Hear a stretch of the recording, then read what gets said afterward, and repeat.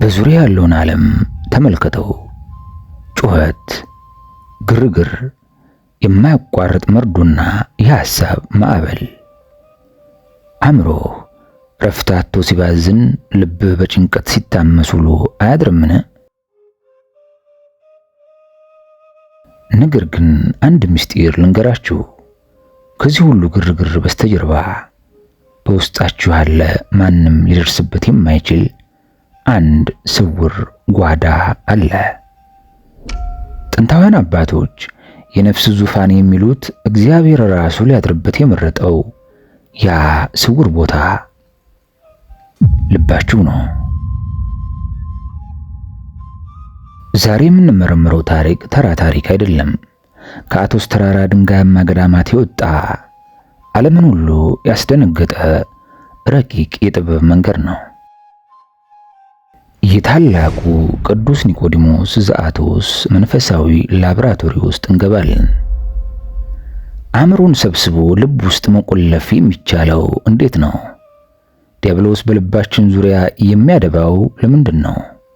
እናም ጸሎተ ልቦና የተባለው ምስጢራዊ መሳሪያ እንዴት የሕይወታችንን ማዕበል ጸጥ ያደርጋል?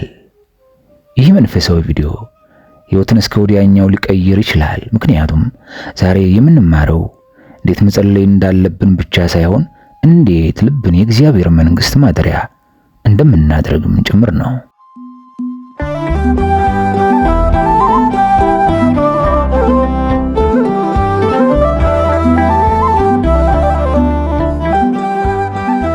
ለመሆኑ ቅዱስ ኒቆዲሞስ ዘአቶስ ማን ነው?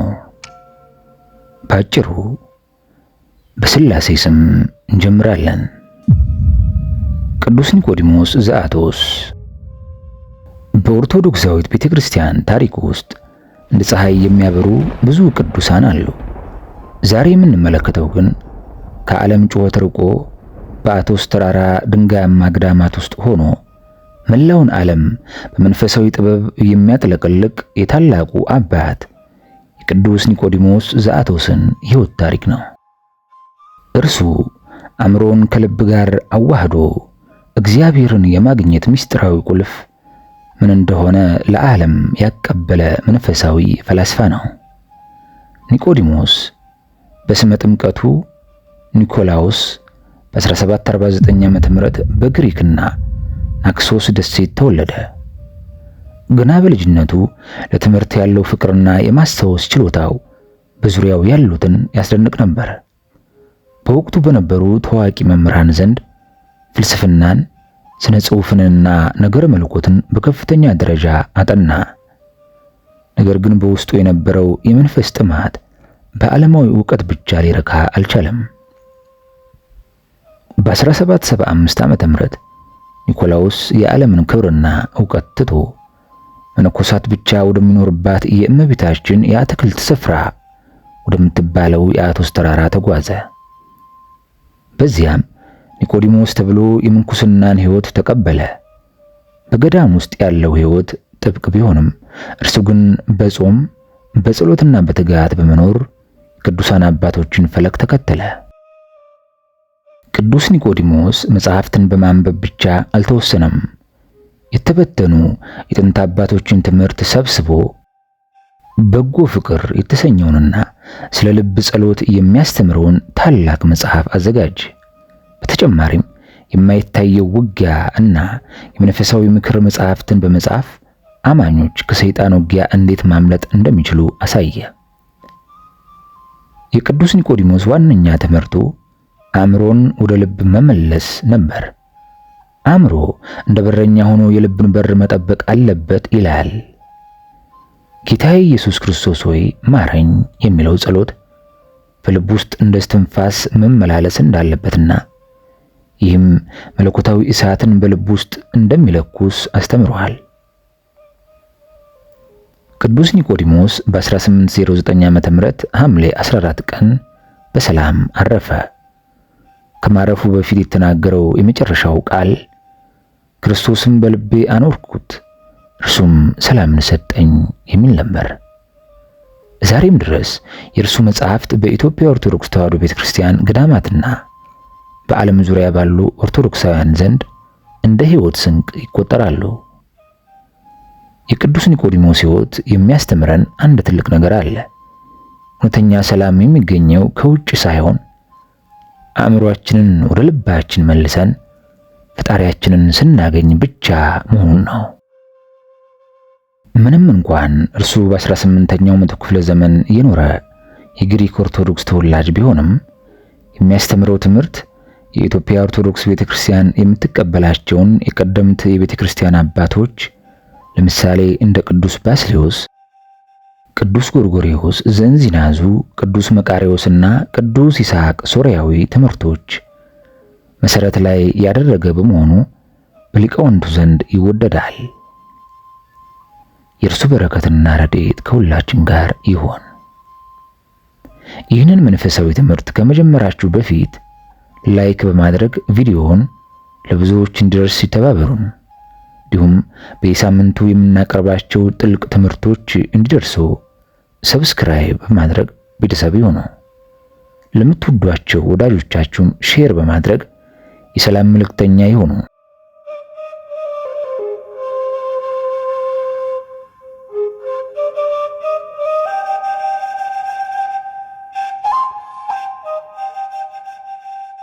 አእምሮንና ልብን ስለመጠበቅ በቅዱስ ኒቆዲሞስ ዘአቶስ። ከተማራችሁት መንፈሳዊ ጥያቄን የምንጠይቅ በመሆኑ ከልባችሁና ባስተውሎት የቅዱሱን ምክር ታዳምጡ ዘንድ በእግዚአብሔር ስም እንጠይቃለን። ወደ ቅዱስ ኒቆዲሞስ መንፈሳዊ ምክር ከመግባታችን በፊት በእንግሊዘኛው በተደጋጋሚ ማይንድ ወይም አእምሮ ተብሎ ስለሚተረጎመው ጥቂት እንወቅ። በቅዱስ ተራራው አባቶች መዝገበ ቃላት እንደተብራራው በግሪከኛው ቃል ኑስ የሚባለው አእምሮ ነው። ነገር ግን አባቶች ይህንን ቃል ለነፍስና ለልብም ይጠቀሙበታል። በተለይም የልብን ጥልቁንና የውስጠኛውን ክፍል ያመለክታል። አባቶች ይህንን የነፍስ ዓይን ወይም መሳሪያ መንፈሳዊ ራእይ መሳሪያ ብለው ይጠሩታል። ለንጹህ ጸሎት የሚያተጋ ነውና የኑስ ጉልበት ከሐሳብና ከአእምሮአዊ ምስሎች የተገነባ የነፍስ ኃይል ሲሆን ልብ ግን የነፍስ ባህሪ ማደሪያ እንደሆነች ይታወቃል። አሁን ወደ ቅዱስ ኒቆዲሞስ ትምህርት እንመለስ። የሰው ልጅ ከውጫዊ የስሜት ሕዋሳቱ ይልቅ ልቡን ከክፉ ሐሳብ መጠበቅ ይገባዋል።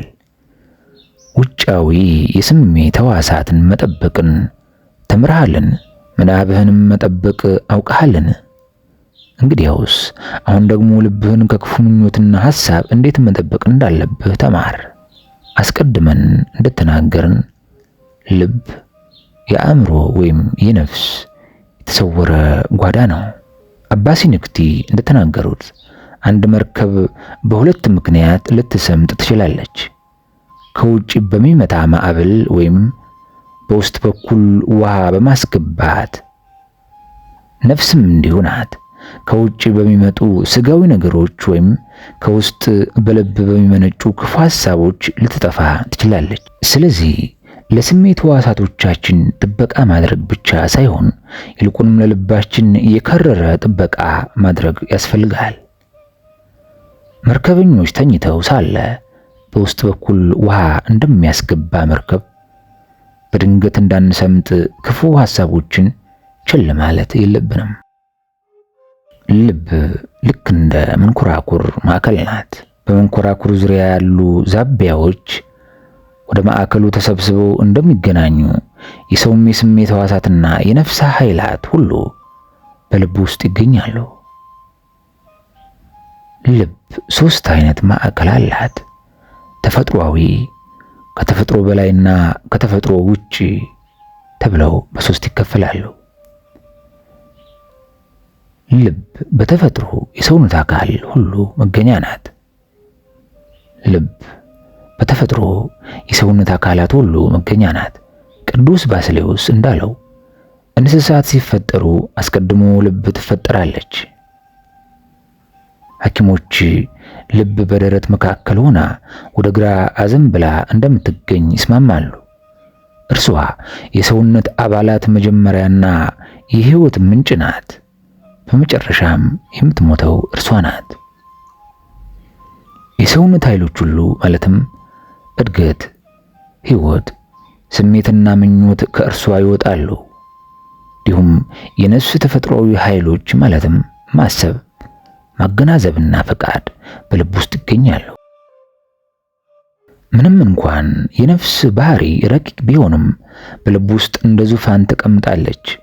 አንዳንድ ዘመናዊ ፈላስፎች የነፍስ ማዕከል አእምሮ ነው ቢሉም የቤተ ክርስቲያን አባቶች ግን የነፍስ ባህሪ በልብ ውስጥ እንደሚገኝ፣ አእምሮ ግን የሥራዋ መሳሪያ እንደሆነ ያስተምራሉ።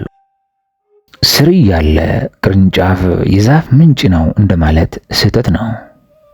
አንድ የሥነ ምግባር ፈላስፋ የልብን ሁኔታ ሲገልጽ ውቅያኖስ በተፈጥሮ ማዕበል እንዳለው ልብም በተፈጥሮ እንቅስቃሴ አላት። ነገር ግን በነፋስ ሲመታ እንደሚናወጽ ባህር ልብም በፍትወት ነፋስ ስትመታ ትናወጣለች። የልብ መለዋወጥ እንደ ኃጢአት ብዛት ነው። ነፍስ በሐሳብ ትንቀሳቀሳለች፣ ልብ ደግሞ በነፍስ ትንቀሳቀሳለች። የልብን እንቅስቃሴ ማየት ቢቻል ኖሮ አንድን ነገር ስትወድ ወደፊት ስትዘረጋ፣ ስትጠላ ደግሞ ስትኮማተር ይታይ ነበር። በደስታ ትቦርቃለች፣ በሐዘን ትዘጋለች፣ በቁጣ ትንቀሳቀሳለች፣ በፍርሃትም ትርበተብታለች። የመርከብ መሪ ትንሽ ብትሆንም መላውን መርከብ እንደምታዞር የመላው ሰውነት እንቅስቃሴ የሚመነጨውም ከልብ ነው። ሁለተኛው ልብ ከተፈጥሮ በላይ የሆነ የእግዚአብሔር ጸጋ ማዕከል ናት። በጥምቀት ያገኘነው ጸጋ በልብ ውስጥ ዙፋኑን ዘርግቷል። ጌታችን የእግዚአብሔር መንግሥት በመካከላችሁ በውስጣችሁ ናት እንዳለ፣ ቅዱስ ጳውሎስም በተሰጠን በመንፈስ ቅዱስ የእግዚአብሔር ፍቅር በልባችን ፈሷል ይላል። ቅዱስ መቃርዮስ እንደተናገረው ጸጋ ወደ ልብ ሲገባ የነፍስን ሐሳብ ሁሉ ይገዛል። ቅዱስ ይስሐቅም ወደ ራስህ ጓዳ ወደ ልብ ግባ፣ በዚያ ሰማያውያን ዙፋን ታያለህ ብሏል። ከጥምቀት በፊት ጸጋ ከውጭ ሆኖ ሲያበረታታ ዲያብሎስ በውስጥ ይኖር ነበር። ከጥምቀት በኋላ ግን ጸጋ በውስጥ ያድራል፣ ዲያብሎስም ይባረራል። ቅዱስ ጎርጎርዮስ ዘፓላማስማ ጸጋ በልብ ውስጥ በአእምሮና በነፍስ ሐሳብ ማዕከል እንደሚገኝ አስተምሯል። ሶስተኛው ልብ ለክፉ ሐሳቦችና ለኃጢአትም መፍለቂያ በመሆን ከተፈጥሮ ውጭ የሆነ ማዕከል ትሆናለች። ከዓለም የምንቀበላቸው ክፉ ምኞቶችና ትዕቢት በልብ ውስጥ ይጸነሳሉ። ይህም በጥምቀት ያገኘነውን ጸጋ እንደ አመድ ይሸፍነዋል። ሰይጣን በልብ መካከል መቀመጥ ባይችልም በልብ ዙሪያ እያደባ በሥጋ ፍትወትና እርጥበት አማካኝነት አእምሮን ያጨልማል። ጌታችን ከልብ ክፉ ሐሳብ፣ መግደል፣ ምንዝርነት ይወጣሉ እንዳለ ሰይጣን ከሰው ሲወጣ ተመልሶ እንደሚመጣም ወደ ቀድሞ ቤቱ ወደ ልብ ባዶ ሆኖ ካገኘውም ከእርሱ የባሰ 7 አጋንንት ይዞ ይገባል ይላል። ቅዱስ ጎርጎርዮስ ዘእንዚናዙ በልቤ ጥልቀት ውስጥ የምትሰማራ አታላይ ሆይ ሲል ጠላት በልብ ውስጥ እንደሚሰራ ገልጿል። ቅዱስ ባስልዮስም የሰውነት ሥራ መሰረቱ የልብ ፍቃድ እንደሆነና ዝሙትም አስቀድሞ በነፍስ እንደሚቃጠል ተናግሯል። ቅዱስ መቃርዮስም ወደ ነፍስ ጓዳ ግባ፣ በዚያም የተደበቀውን እባብ ዲያብሎስን ግደለው በማለት ይመክራል። አእምሮን ከውጭ ነገሮች በመሰብሰብ ወደ ልብ መመለስ ያስፈልጋል። ሁሉም ነገር ወደ ምንጩ እንደሚመለስ አእምሮም ወደ ማዕከሉ ወደ ልብ መመለስ አለበት። ይህም ከበባዊ እንቅስቃሴ ይባላል። ቅዱስ ዲዮናስዮስ እንደገለጸው ነፍስ ከውጭ ወደ ውስጥ ተመልሳ ከአምላክ ጋር የምትገናኝበት አስተማማኝ መንገድ ይህ ነው። ቀጥተኛና ጠመዝማዛ እንቅስቃሴዎች ወደ ስህተት ሊመሩ ይችላሉ። ክበባዊ ግን ከአታላይነት የጸዳ ነው። ይህ የልብ ጸሎት ከአልጀብራና ከፍልስፍና ጥበብ ይልቅ አእምሮን ያጠራል፣ ሰውንም መንፈሳዊ ያደርገዋል። የዓለም ጥበብ ግን ሰውን ተፈጥሯዊ ብቻ ያደርገዋል። ይህንን ለማግኘት ግን ብዙ ድካም፣ ዝምታና ትህትና ያስፈልጋል። አእምሮ በልብ ውስጥ ሲሆን ዝም ብሎ መቀመጥ የለበትም፣ መጸለይ አለበት። በልብ ውስጥ ያለ ቃል መጽሐፍትን ያለ ድምፅ እንደሚያነብ አእምሮም በዚያ ሆኖ ጌታዬ ኢየሱስ ክርስቶስ የሕያው እግዚአብሔር ልጅ ሆይ ማረኝ የሚለውን ጸሎት ይድገም። በዚህ ጊዜ አእምሮ ከማንኛውም ምስል ወይም ቅርጽ የጸዳ መሆን አለበት። ምክንያቱም እግዚአብሔር ከፍጡራን ምስል በላይ ነውና። አእምሮ የውስጥ ቃልና ፍቃድ በፍቅር ይዋሃዳል። ሥላሴን የሚመስል አንድነት ይኑራቸው። በዚህ መንገድ አእምሮ ከሥጋና ከዓለም ፈተና ይርቃል። አእምሮ በተፈጥሮ ይበተናልና በጸሎት ጊዜ እስትንፋስን በመጠኑ መግታት ጠቃሚ ነው። እስትንፋስ ሲገታ ልብ ትጨነቃለች፣ ኦክሲጅን በማጣት ሕመም ይሰማታል። ያኔ አእምሮ ከስቃይና እግዚአብሔርን ከማሰብ በሚገኝ ደስታ ምክንያት በቀላሉ ወደ ልብ ይሰበሰባል። ይህ ሕመም ልብን ያለዝባል፣ ለንስሐና ለእንባም ያዘጋጃል። ልብ ሲሰቃይ የዋጠውን የኃጢአት መርዝ ይተፋል። ቅዱስ ማርቆስ እንደተናገረው እግዚአብሔርን ማሰብ ለልብ ሕመም ድካምን ይሰጣል፣ የተሰበረ ልብ ግን እግዚአብሔር አይንቅም ይላል። ጀማሪዎች ይህን የእስትንፋስ ቁጥጥር ይፈልጋሉ። የበቁት ግን ያለ እስትንፋስ ቁጥጥር በልብ ውስጥ ይችላሉ። ኤልያስ በቀርሜሎስ ተራራ ሲጸልይ እንዳደረገው ይህንን የልብ ጸሎት ከሰባቱ የጸሎት ጊዜያት ጋር አዘውትረህ ያዝ። ጊዜ ባይኖርህ እንኳን በሌሊት 1 ወይም 2 ሰዓት ለይተህ በጨለማ በጸጥታ ጸልይ። ከዚህ ጸሎት ብዙ ፍሬ ታገኛለህ። አእምሮህ በልብ ውስጥ መኖር ሲጀምር ከዓለም ውበት ይርቃል፣ የሥጋን ፍትወት ይጸይፋል። ልክ እባብ በጠባብ ቀዳዳ ሲያልፍ ቆዳውን እንደሚገፍ አእምሮም ወደ ልብ ሲገባ የክፋት ሐሳብን ይገፋል። አእምሮ እንደ በረኛ ሆኖ አጋንንት በልብ በኩል ክፉ ሐሳብ እንዳያስገባ ይከላከላል። የውጩን በር ለሰውነት የውስጡን በር ደግሞ ለክፉ መናፍስት ዝጋ እንደተባለ። ውድ ምክረ ቅዱሳን ቤተሰቦች እስካሁን ከሰማችሁት መንፈሳዊ ምክር በአግባቡ ተረድታችኋል ወይም አልተረዳችሁም የሚለውን ለማረጋገጥ 3 መንፈሳዊ ጥያቄዎችን እንጠይቃለን። ከዚያም ራሳችሁን በመፈተሽ ወደ ቀጣዩ መንፈሳዊ ምክር ምን ያክል በትኩረት ማዳመጥ እንዳለባችሁ ትረዱ ዘንድ ጥያቄዎችን እንጠይቃለን።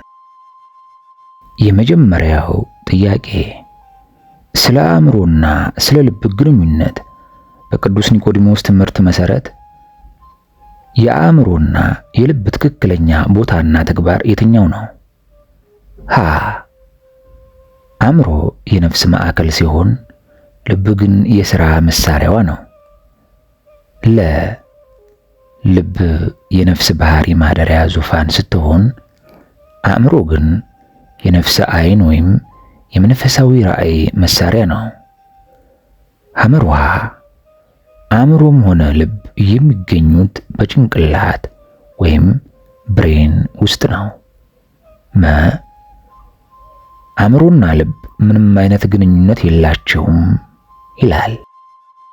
መልሱን ለመመለስ 10 ሰከንድ ሰጥተናቸዋል።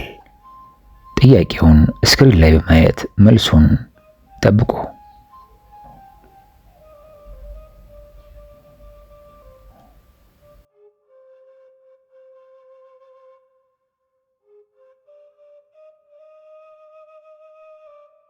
ትክክለኛው መልስ ልብ የነፍስ ባህሪ ማደሪያ ሲሆን አእምሮ ግን የነፍስ ዓይን ወይም የመንፈሳዊ ራእይ መሳሪያ ነው የሚል ይሆናል። ወደ ሁለተኛው ጥያቄ እንሂድ። ስለ ክበባዊ እንቅስቃሴ ቅዱስ ኒቆዲሞስ አእምሮን ከውጫዊ ነገሮች ሰብስቦ ወደ ልብ መመለስን ክበባዊ እንቅስቃሴ ይለዋል። የዚህ እንቅስቃሴ ዋና ጥቅም ምንድን ነው? ሀ አእምሮን በተለያዩ ዓለማዊ ሐሳቦች እንዲበተን ማድረግ። ለ አእምሮ ከአልጀብራና ከፍልስፍና ጥበብ ይልቅ እንዲበልጥ ማድረግ። ሐመሩሃ አእምሮ በአታላይነት በጸዳ መንገድ ከራሱና ከአምላኩ ጋር እንዲገናኝ ማድረግ። መ የሰውነት አካላዊ እንቅስቃሴን ለመጨመር። መልሱን ለመመለስ 10 ሰከንድ ሰጥተውታል።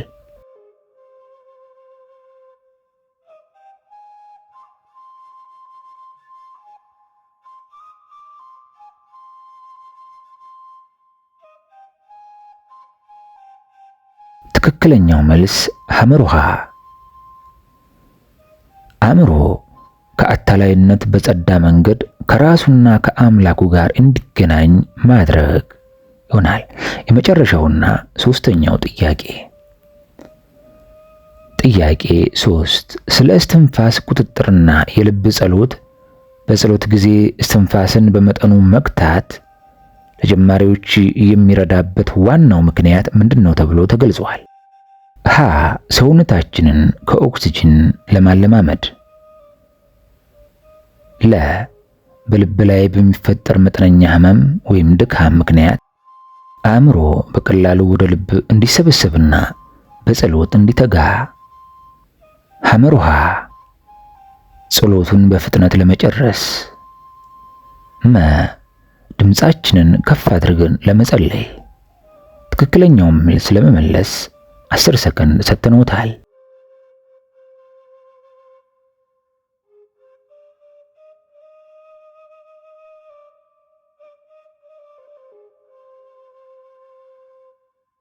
ትክክለኛው መልስ ለ በልብ ላይ በሚፈጠር መጠነኛ ህመም ወይም ድካም ምክንያት አእምሮ በቀላሉ ወደ ልብ እንዲሰበሰብና በጸሎት እንዲተጋ ይሆናል። ውድ ምክረ ቅዱሳን ቤተሰቦች ራሳችሁን በእነዚህ መንፈሳዊ ጥያቄዎች እንደፈተሻችሁ ተስፋ እናደርጋለን።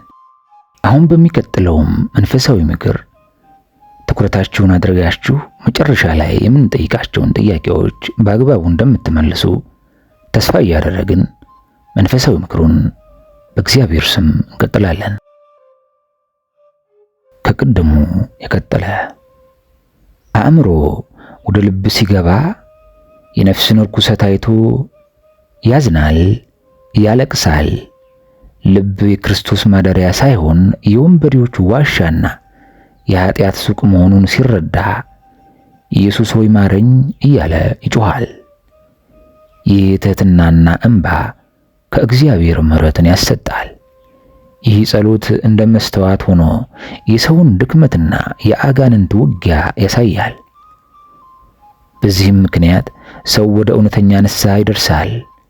እንደ ጾምና ስግደት ሁሉ ይህ አእምሮን ወደ ልብ የመመለስ ዘዴ የሰውን ተፈጥሮ ያጠራል።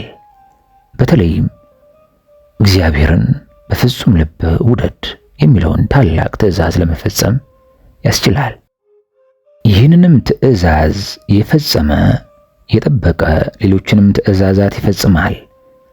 ባልንጀራን መውደድና ሌሎች ትእዛዛትን ሁሉ በዚህ ውስጥ ያጠቃልላል። አእምሮ ወደ ቤቱ ወይም ወደ ልብ ሲመለስ ከስደት እንደተመለሰ ሰው ይደሰታል። ወዳጅ ሆይ ሙሉ በሙሉ ንጹሕ መሆን ቢከብድህም ይህንን የልብ ጸሎት በመያዝ ልብህን ጠብቅ፣ አጥብቀህ ልብህን ጠብቅ፣ የሕይወት መውጫ ከእርሱ ነውና ተብሎ ተጽፏል። ልብ የስሜት ሕዋሳት የነፍስ ኃይላት ማዕከል ስለሆነች እርሷ ስትረክስ ሁሉም ይረክሳሉ። ስሩ ሲቀደስ ቅርንጫፉም እንደሚቀደስ ልብ ሲቀደስም መላው ሰውነት ይቀደሳል። የአጋንንትን ክፉ ሐሳብ ለማባረር ዕጣን እንደሚያገለግለው ሁሉ ጸሎት በልብ ሊኖር ይገባል። ልብህን ከጠበክ በውስጡ ያለውን የተፈጥሮ በጎነት ትጠብቃለህ። ኢየሱስን በማሰብ በልብ ውስጥ ያለውን የእግዚአብሔርን ጸጋ ታገኛለህ። ይህም ታላቅ ደስታንና እንባን ይሰጥሃል።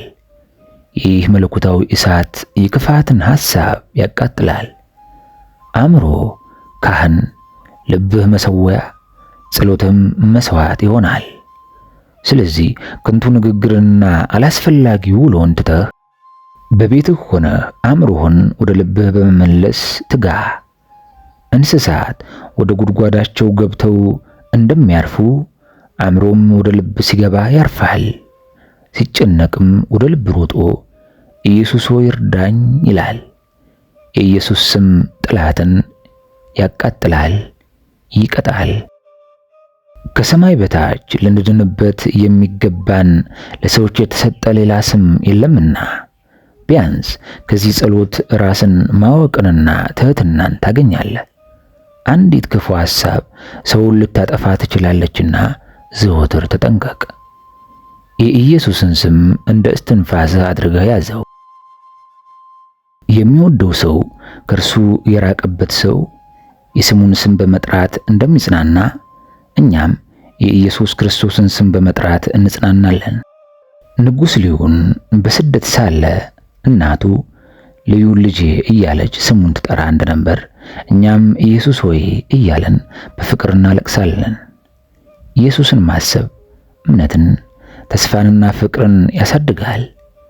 በስሜ የምትለምኑትን ሁሉ አደርገዋለሁ ብሏልና ጉልበት ሁሉ የሚንበረከክለት ይህ ስም ከሁሉ በላይ ነው። ይህንን መንፈሳዊ ምክር የጻፍኩልህ ስለምወድህ ነው። ምናልባት አንዳንዶች ይህ ለመነኮሳት እንጂ ለዓለማውያን አይገባም ብለው ይወቅሱኝ ይሆናል። ነገር ግን እግዚአብሔር መንፈስ ስለሆነ በመንፈስና በእውነት ማለትም በልብ ጸሎት ሊመለክ ይገባዋል። ቅዱስ ጳውሎስ ሳታቋርጡ ጸልዩ ሲል ለሁሉም አዘዘ እንጂ ለመነኮሳት ብቻ አላለም። ቅዱስ ጎርጎርዮስ ዘተሰሎንቄም ለዓለማውያን ሳይቀር ይህንን የልብ ጸሎት አስተምሯል። ዲያብሎስ ከውጭ ብቻ ሳይሆን ከውስጥም ከልብም እንደሚዋጋ አወቅ። ይህን አውቀህ በጸሎተ ኢየሱስ ተዋጋው። ይህንን የጠላት ተንኮል የገለጽኩልህ ለዚህ ነው።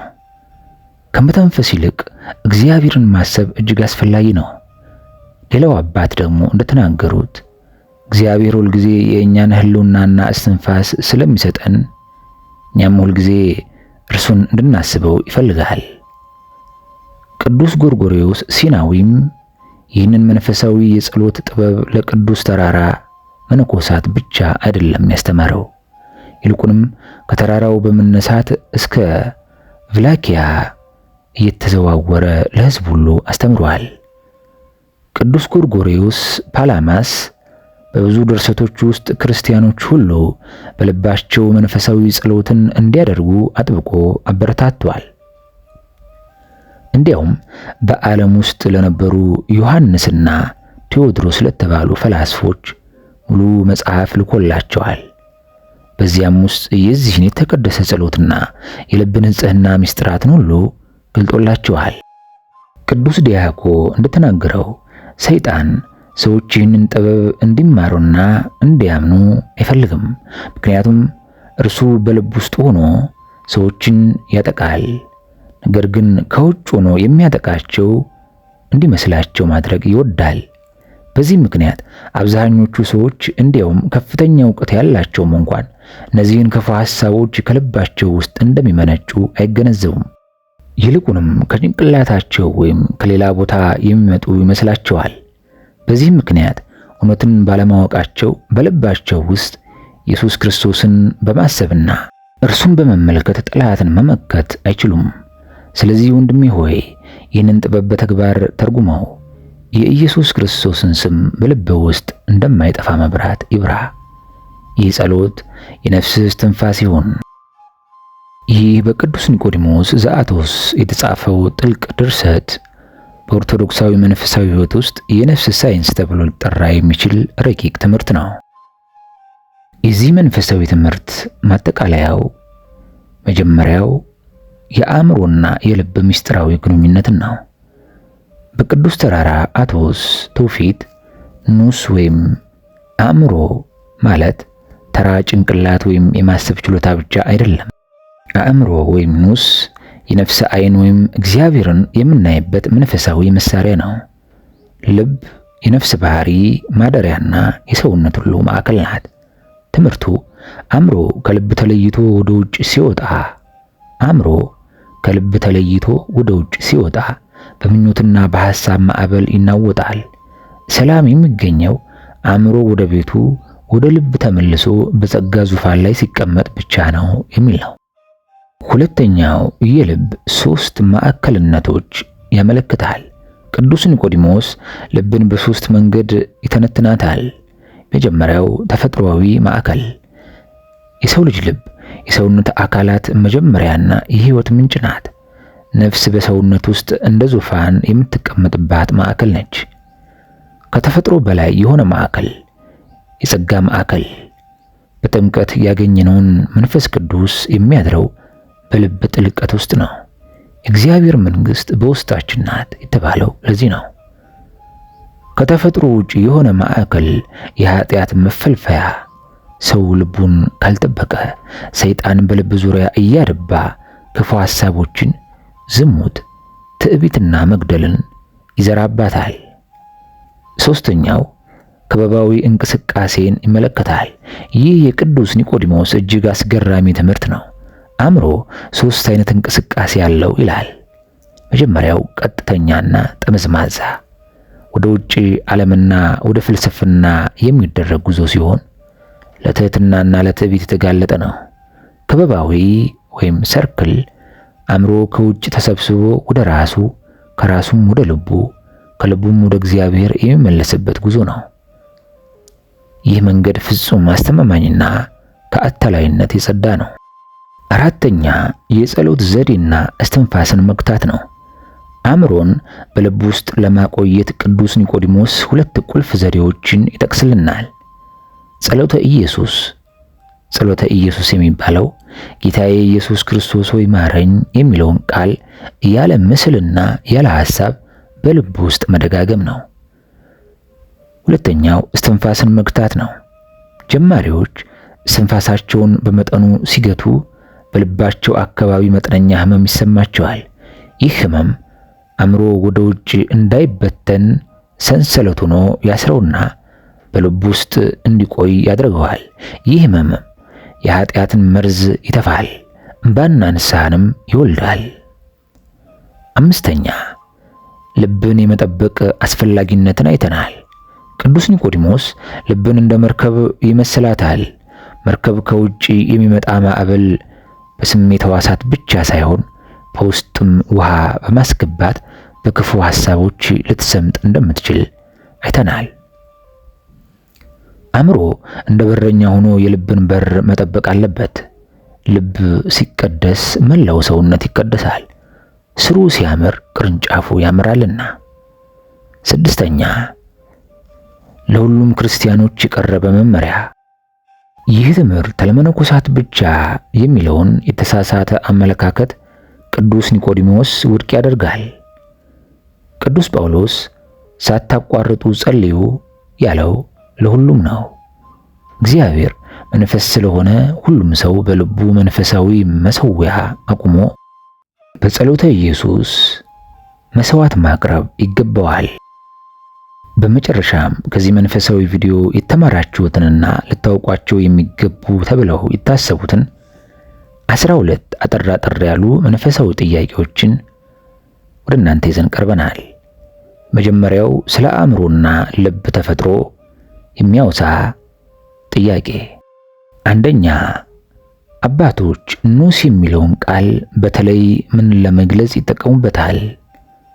ሀ ስጋዊ አእምሮን ወይም ብሬን ብቻ። ለ የነፍስ ዓይን ወይም የመንፈሳዊ ራእይ መሳሪያ። ሐመሩሃ የሰውን አካላዊ ጥንካሬ። መ የንግግር ችሎታን። መልሱን ለመመለስ 10 ሰከንድ ሰጥተኖታል።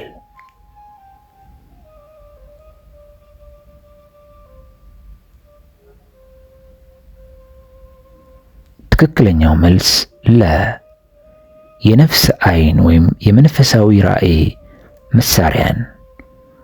ሁለተኛ ጥያቄ ቅዱስ ኒቆዲሞስ ልብ የነፍስ ባህሪ ማደሪያ መሆኗን ለመግለጽ የተጠቀመበት ምሳሌ የትኛው ነው? ሀ እንደ ንጉሥ ዙፋን፣ ለ እንደ ባህር ማዕበል፣ ሐመርሃ እንደ መርከብ መሪ፣ መ እንደ ተክል ስር። ትክክለኛውን መልስ ለመመለስ 10 ሰከንድ ሰጥተኖታል።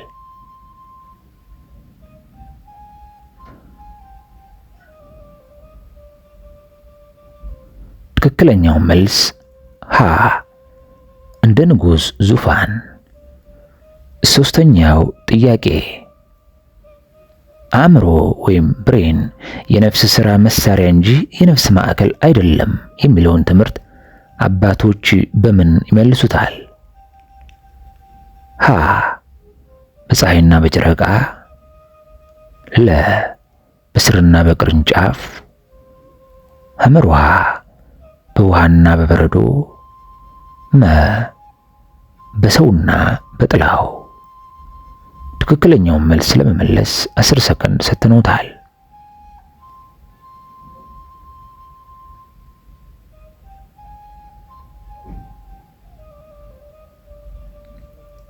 ትክክለኛው መልስ ለ በስርና በቅርንጫፍ መስለውታል።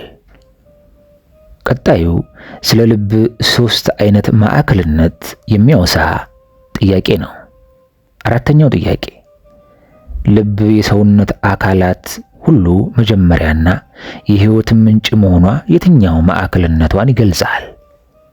ሀ ከተፈጥሮ በላይ የሆነ፣ ለ ከተፈጥሮ ውጪ የሆነ፣ ሐመርሃ ተፈጥሮአዊ፣ መ ሰይጣናዊ። ትክክለኛውን መልስ ለመመለስ 10 ሰከንድ ሰጥተኖታል።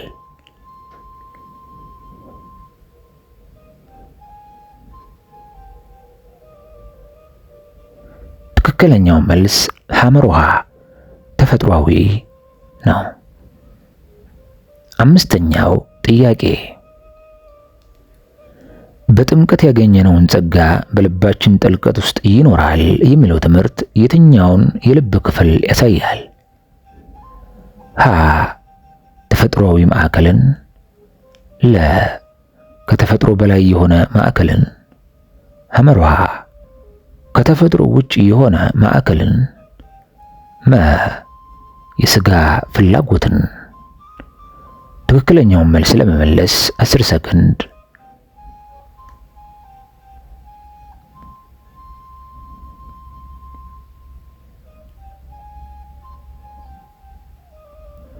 ትክክለኛው መልስ ለ ከተፈጥሮ በላይ የሆነ ማዕከልን። ስድስተኛ ሰይጣን በልብ ዙሪያ እያደባ አእምሮን የሚያጨልመው በምን አማካኝነት ነው? ሀ በንጹህ ጸሎት፣ ለ በሥጋ ፍትወትና እርጥበት፣ ሐመርሃ በእግዚአብሔር ቃል፣ መ በብርሃን ምስል። ትክክለኛውን መልስ ለመመለስ 10 ሰከንድ።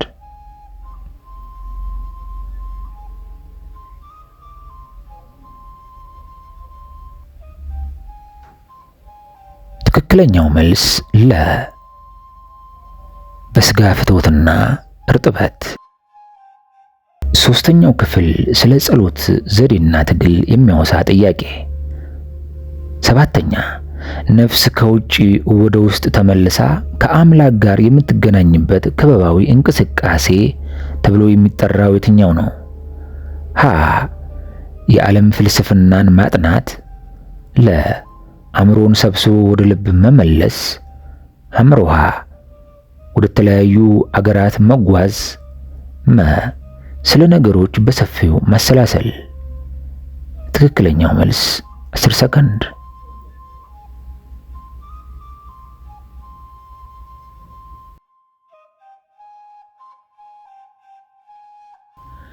ትክክለኛው መልስ አእምሮን ሰብስቦ ወደ ልብ መመለስ። 8ኛ አእምሮ በልብ ውስጥ ሆኖ የሚጸለየው ጸሎት የኢየሱስ ጸሎት በምን አይነት ሁኔታ መሆን አለበት? ሀ በምናባዊ ምስሎች የታጀበ፣ ከማንኛውም ምስልና ቅርጽ የጸዳ፣ ሐመርሃ ከፍተኛ ድምፅ በመጠቀም፣ በፈጣን ንግግር። ለትክክለኛው መልስ 10 ሰከንድ።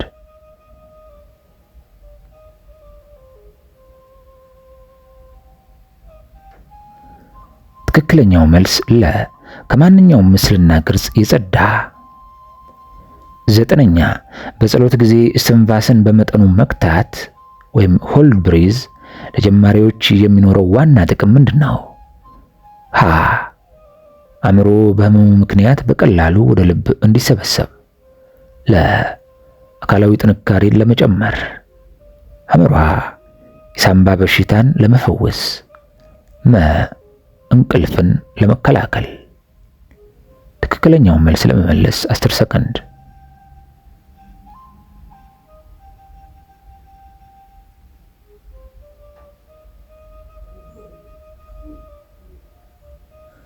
ትክክለኛው መልስ ሀ አእምሮ በህመም ምክንያት በቀላሉ ወደ ልብ እንዲሰበሰብ ለማድረግ ነው። የመጨረሻውና 4ኛው የክፍል ጥያቄ ስለ ጸሎት ጥቅምና አስፈላጊነት 3 ጥያቄ። 10ኛ የውጩን በር ለሰውነት የውስጡን በር ደግሞ ለክፉ መናፍስት ዝጋ ሲባል አእምሮ ምን እንዲሆን እየታዘዘ ነው? ሀ እንዲተኛ፣ የልብ በረኛ ጠባቂ እንዲሆን፣ ሐመርሃ መጽሐፍት እንዲተረጉም፣ ከሰዎች ጋር እንዲከራከር። ትክክለኛውን መልስ ለመመለስ 10 ሰከንድ።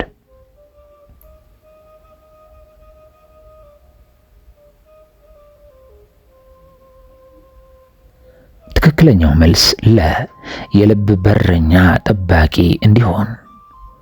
11ኛ ቅዱስ ኒቆዲሞስ ሳታቋርጡ ጸልዩ የሚለውን የሐዋርያውን ትእዛዝ ለማን እንደተሰጠ ይገልጻል?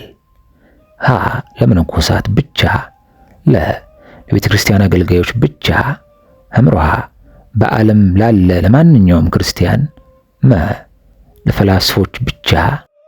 ለትክክለኛው መልስ 10 ሰከንድ።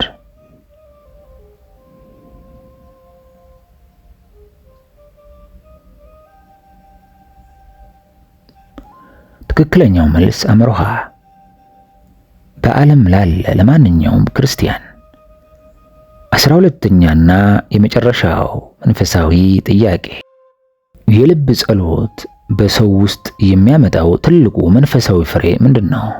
ሀ ዓለማዊ ዕውቀትን መጨመር፣ ለሰውን ተፈጥሯዊ ወይም ናቹራል ማን ብቻ ማድረግ፣ ሐመርሃ እውነተኛ ንስሐ፣ ትህትናን፣ መለኮታዊ ፍቅርን መስጠት፣ በሰው ዘንድ ክብርን ማግኘት። ትክክለኛው መልስ 10 ሰከንድ።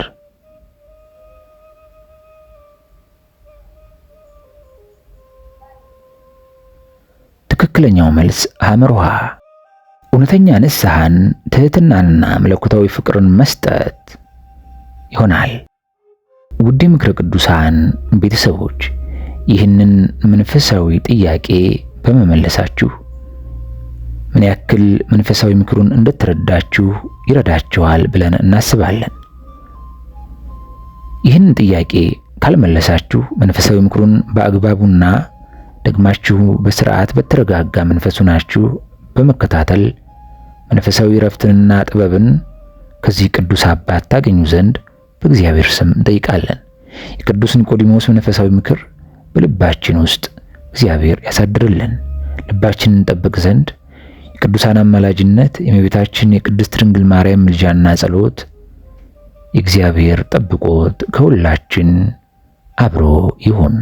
ይህን መንፈሳዊ ቪዲዮ ላይክ በማድረግ ለብዙ ሰው እንዲደርስ እንዲሁም ሼር በማድረግ ለብዙ ሰው እንዲደርስ ሰብስክራይብ በማድረግ ደግሞ በየሳምንቱ የሚለቃቸው መንፈሳዊ ምክሮችና ትምህርቶች ወደ እናንተ እንዲደርሱ ሰብስክራይብ አድርጋችሁ የደወል ምልክቷን በመንካት ቢሆኑ። መንፈሳዊ ጥያቄዎቹን በጽሑፍ የምትፈልጉ ከሆነ በመጀመሪያው የኮሜንት ሴክሽን ላይ ፒን አድርገን አስቀምጥላችኋል። እያነበባችሁ ጥያቄዎቹን በመመለስ ራሳችሁን ፈትሹ።